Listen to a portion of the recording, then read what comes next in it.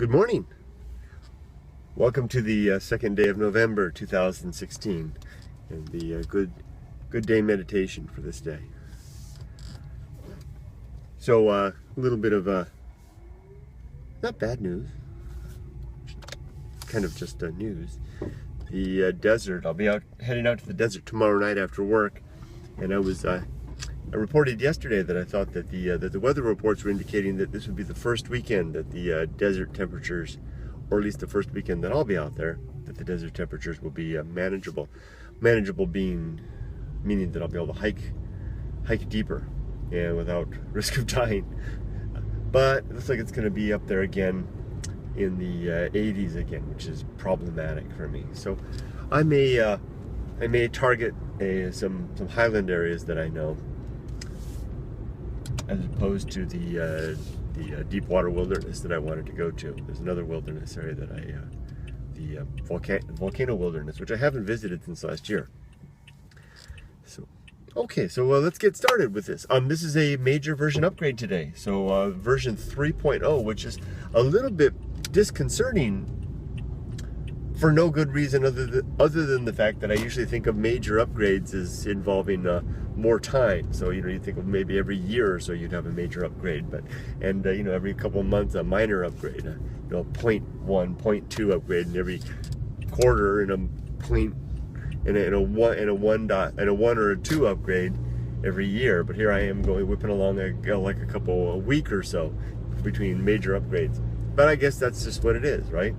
So and of course the distinction is that a minor upgrade occurs when I have a revision to an existing point in this operating system, this human operating system, and a major upgrade is a new component or a new section. And indeed, I do have a new section. I think I'll slip it in just after temperance. So let's begin. See if I can. This will be my first time to try to verbalize it. Let's see how it comes out. So there are by the way, let me just preamble a little more. The reason that I do this is it's the best part of the day in terms of preparing myself for the day.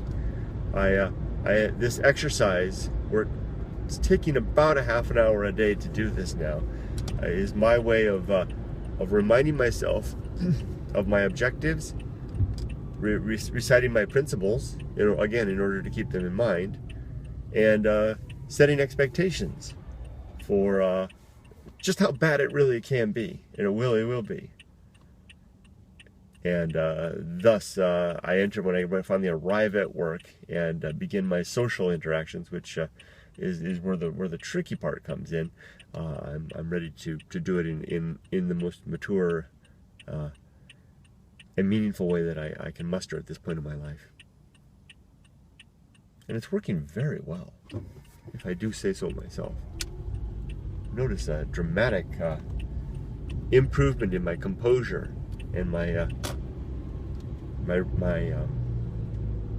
resolve, and my kind of a cognitive oversight. It feels like I'm more in control of things, or at least it really feels like it's like hovering over my own life throughout the day. Looking down upon it with despite whatever's happening, and I could be in the middle of a challenging meeting, or having a difficult human interaction with somebody, and I'm less in my mind. You feel that space just behind your forehead where you kind of feel like you are, at least I do. You feel like you're looking out from there. I'm there, but I'm also like above that. Above, it literally feels like you're hovering above that with a more disconnected view, almost like an observer, and saying, okay, well, it would be good if you restrained that yourself with that emotion. Don't get upset here. Just listen patiently. Don't cross your legs. Just keep an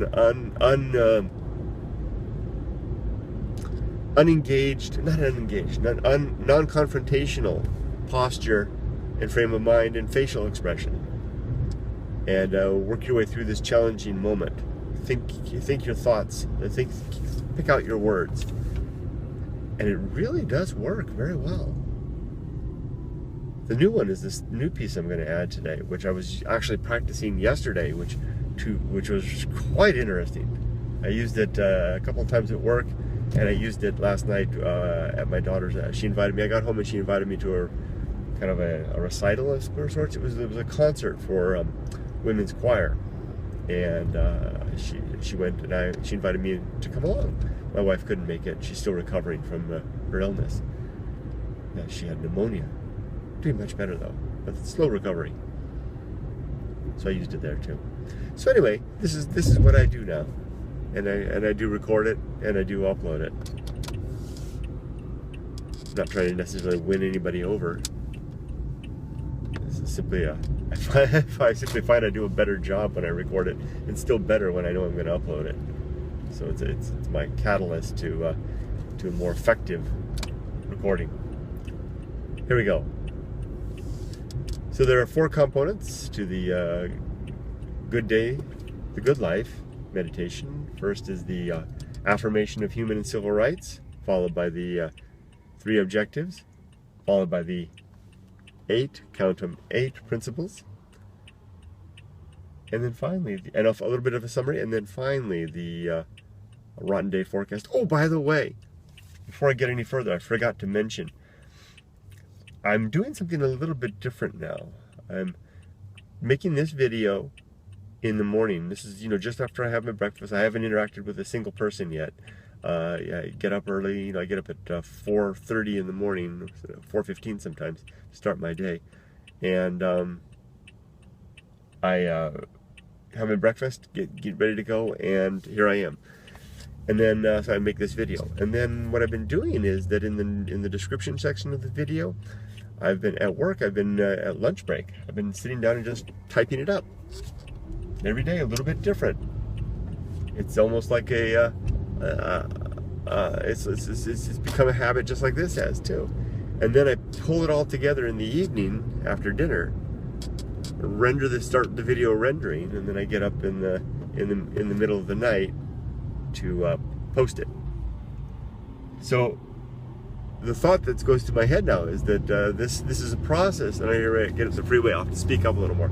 This is a process by which I compose my thoughts before dawn. Collect my thoughts. I collect my thoughts before dawn,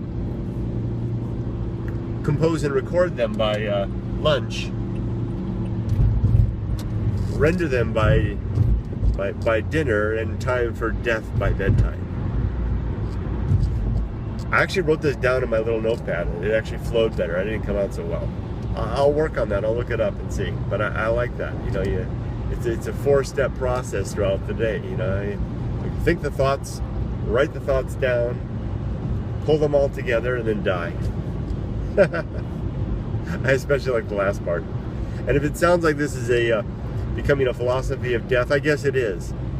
It's not so much to dwell on it or want it. It's just to remind myself of its ever presence and inevitability, and to push myself to live more now, to live better now, but taking these moments less for granted. So let's move on with it. So the affirmation of human and civil rights. Human beings are endowed with some inalienable rights. Sounds like I'm a founding father when I say that. That shall not be trespassed by the will of the many. This is distinct. I want to put a powdered wig on when I say that. This is distinct from privilege, which is something that citizens or residents receive by virtue of some demonstrated competency or trust, like a driver's license or a deed to a piece of property. These are not inviolate. They can be taken back. We can revoke a driver's license for drunk driving, or take away a piece of property by eminent domain. But the human and civil rights cannot be infringed on in that way, such as rights such as free speech, due process, freedom to exercise religion, freedom to not be discriminated upon based on culture, creed, race, religion, gender orientation, those types of things. And societies like my own have spent literally centuries having people work on these things. Turn this off. There we go. Have literally spent centuries working on these things, so that to much better completion in effect than I could ever muster in a 30-minute video. So I'll turn instead to the laws and the standards of my country for that. To the 3 objectives. The first objective is the development and maintenance of good, sound principles. These are the rules by which, and the objectives by which, and the rules and the guiding principles by which I live my life. I reflect on these every day to remind myself of them, to keep myself on the straight and narrow, so to speak, and also to in an attempt to weed out any error or falsehood amongst them, and to look for more that I might need to add, such as I'm doing today. My principles were previously started off as 6, then became 7, and now they're going to be 8. 2, the second objective is the cultivation of good emotional reactions to the challenges of life. So then when rough things happen, I don't fly off the handle and run away with anger, frustration, lust or passions of any sort. Again, as I've said before, the Stoics define something called the pre-passion, which is that initial rising of emotion, and then the passion when you give into it and you yield to that emotion and exercise it. Pre-passion we can do nothing about. Someone does me wrong, I'm going to feel an initial flush of, gosh, what the heck? But then when I recognize what it is and having that kind of that hovering oversight, that piece of you that, like I was described before, that's looking down upon myself. Say, whoa. Look, there's a little pre-passion there. Are you going to run with that? Maybe utilize it to good ends. Realize that, hey, I've been slighted. There's a bit of an injustice here. What recourse do I have within the powers of my with my powers, the rights and privileges that I have to redress that, and to what end, and that really is the key right there. Recognizing what the limits of my own powers and capabilities are, and not expecting more than I can actually perform. That doesn't mean I can't petition proper authorities for help, but my own powers are indeed quite limited. What's going on around me on this freeway? Very, very, very little I can do about that, other than maintaining a good, safe speed and distance between the cars around me, and both hands on the wheel, and focusing as much attention as I can on things around me. What the man above me, in front of me, does, if he hits on his brakes, I can respond to that, but I can't control what he does. So, not too worthwhile for me to be upset very much by his actions, when instead I can control how I respond to that, being ready for his action, being ready to react to his actions, and then measuring and controlling my own response thereafter, even if it results in a wreck. And that will come to the new principle that I'm working on, which I can already see a weakness in it right there. The third objective is the performance of good actions. Just do good things per your principles. For me, it's just the simplest stuff, like picking up a bit of trash on the ground, especially plastic. Wiping the counter down at work, resetting the microwave to the counter to 0, filling the coffee maker, giving to charity, being gentle and kind to my family and anyone else I meet, and being honest in all things, paying my taxes and doing my taxes, exercising my taxes accurately and completely, not trying to hide anything, and being proud of the honest effort that I make in life, and enjoying that as one of the great possessions that I have. Nothing material or fancy or showy, but yielding a great satisfaction glowing from within. So let's get on now to the 7 principles. 7. Keep your hands on the wheel, Kurt. The first of those is the principle of the atomic principle. The principle of the atomic principle. Oh, I'm sorry. 8. Hands on the wheel. First of those, the atomic principle. Everything in the universe is matter. Bits and pieces. Ever changing and flowing, transforming at one moment to the next into new things. What you and I and everything around us were yesterday are something else today, and will again be something else tomorrow. Very, very soon to die away and become something else. 2, the principle of nature. Everything in the universe has a particular nature, and that nature describes its characteristics. And if we understand what that nature is, then our expectations will be more in accord with reality. We won't be blindsided by unexpected behaviors or activities. Likewise, our own nature. What we are will describe. Well, every time something flashes on the screen, it kind of it trips me up. See, instead of I feel that fluster of upset rising. It comes up on the screen. I lost my train of thought. It rises up, but I feel it right away. Oh, there it is, and then kind of recognize. But there's not much I can do about that. I mean, sure, maybe I could reset my device here to not display those, and maybe that's what I'll do, and so that the emotion then fades back away. And if I don't make that adjustment, then there's no reason to get upset next time it comes up. So if everything has a particular nature, and we recognize that, then we'll live better recognizing what those things are, and we'll better understand what the world is going to be like. Likewise, our own nature, especially if we choose then to live a life that's in accord with that nature. 3, the social principle. Human beings are social animals. We need one another to survive. And our best ends are social ends. Our most opposite of dilute, our most distilled good comes when we pursue the things that benefit as many people as possible. It's nice to have things that benefit and do things that benefit ourselves, but that's a very dilute form of virtue and good. It's worth doing, but how much better if we can do one act that improves the lives of 100 versus a similar time spent improving just our own moment.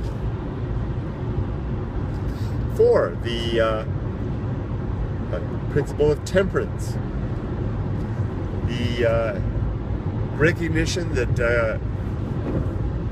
consumption in moderation is a virtue.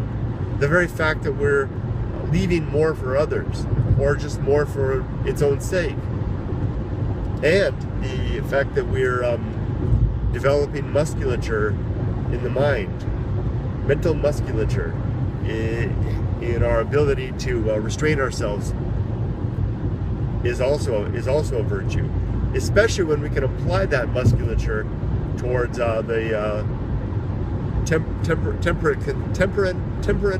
temperate consumption of our emotions. When those pre-passions rise and we say, I'll just sample a little bit of that anger, enough to motivate me to action, to either avoid or remediate this situation, rather than gobbling up the anger and venting it out in rage around the world around us.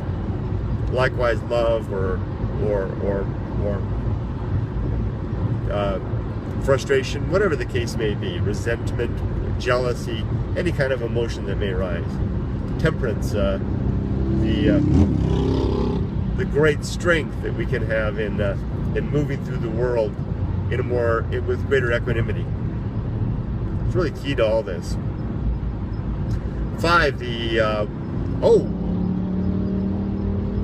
this where I put my new one? I think so. 4, let's try it here. So 5, the new one, which I'm calling the best seat in the house. So this principle basically describes that it asks me, it suggests to me that wherever I am and whatever circumstance I'm in life is actually a fine place to be. The part I struggle with this is because I don't want to sound like I'm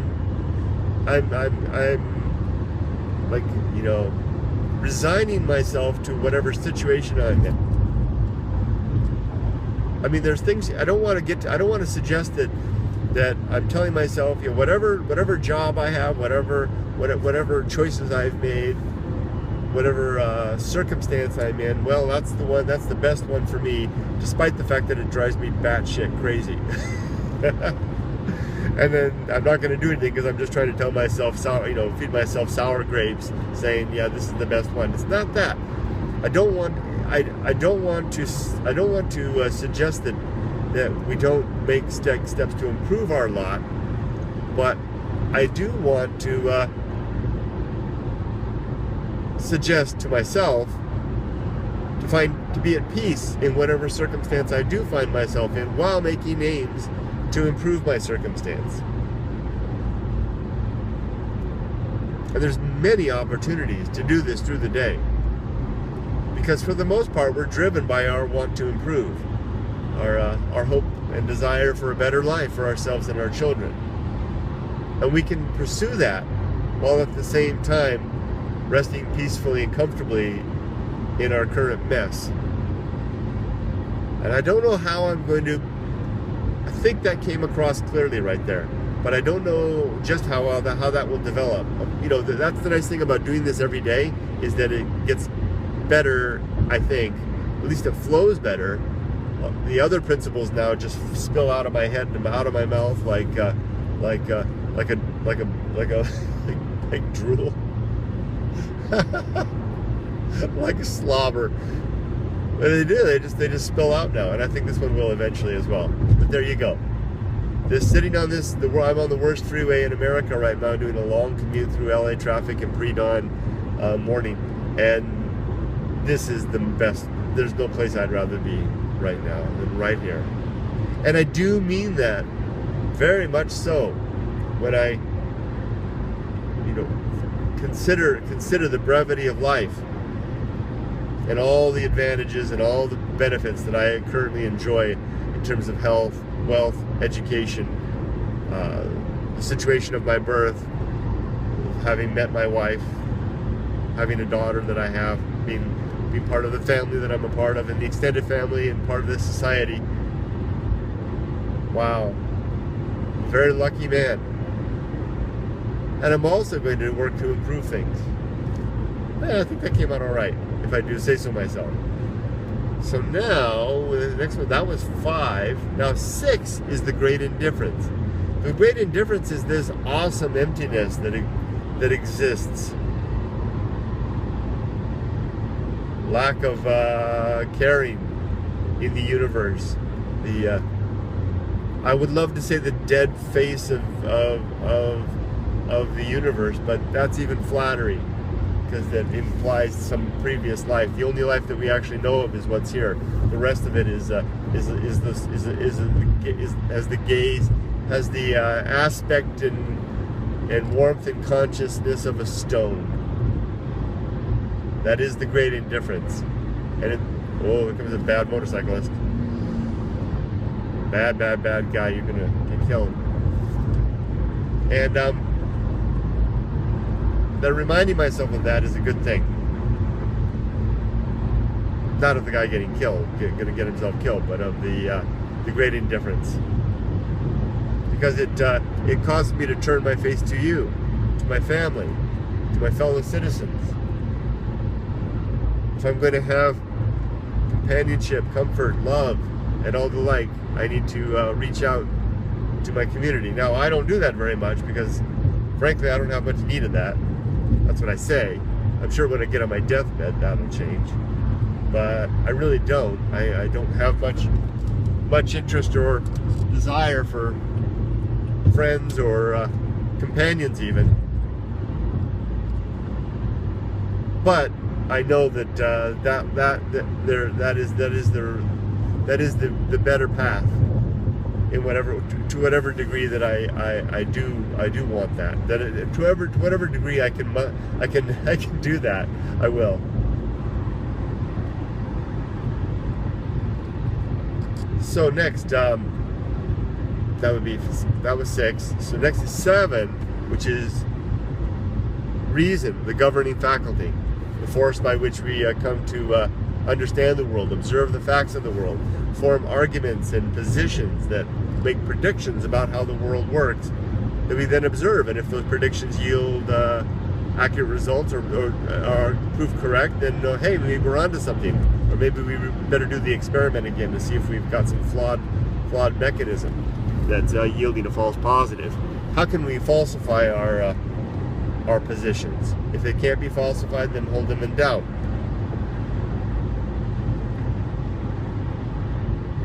If our positions, if our predictions prove false, then it's furthermore more reason to get back to the drawing board.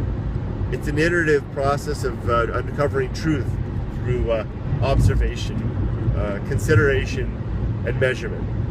Quite the scientific method, quite the scientific approach to living. Methodological naturalism is another word I think that applies to it. And it's quite dismissive of statements or assertions that simply that are held dear because they feel good, which is where faith steps in, which has no place in this particular belief and in this particular system. And I know that some people like to some like to counter that faith exists in this mechanism as well. Faith in the presupposition of principles such as the idea of the mechanisms of logic. Yet these things are descriptive. We're describing how the universe works. We're not presupposing their existence. We observe that that rules for good thinking exist, and we recommend following those based on the fact of their observed function and the positive results that they yield. This is not a presupposition. This is a statement of observation. That's a big difference between faith and observations and ways of thinking grounded in reality. Moving on to the last principle, which is faith. Not faith. I just said that. It is virtue.